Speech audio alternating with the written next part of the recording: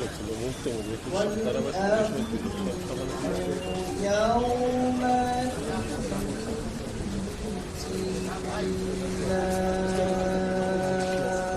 কবরস্থানে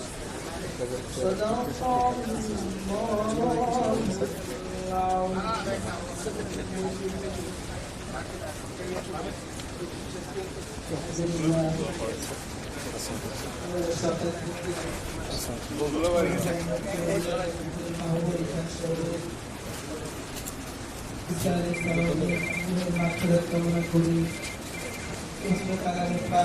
তেলাওয়াত হয়েছে।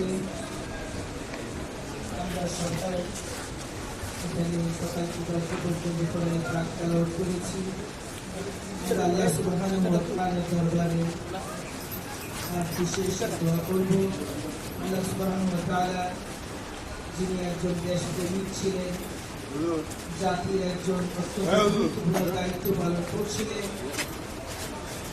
তিনি যখন নৌবাহিনীর প্রধান হিসেবে দায়িত্ব পালন করছিলেন, দেশে দুর্যোগ দেখা দিয়েছিল, ভয়াবহ করোনা। সেই দৃশ্য মানুষের করুন তৎকালীন সময়ে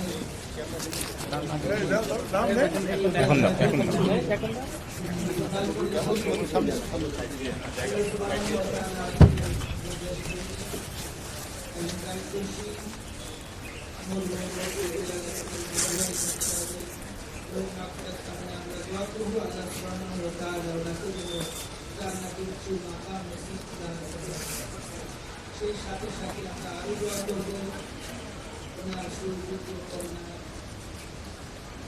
এবং ওনার জামাতা আজকে তারা দেশ পরিচালনা রয়েছে। আমাদের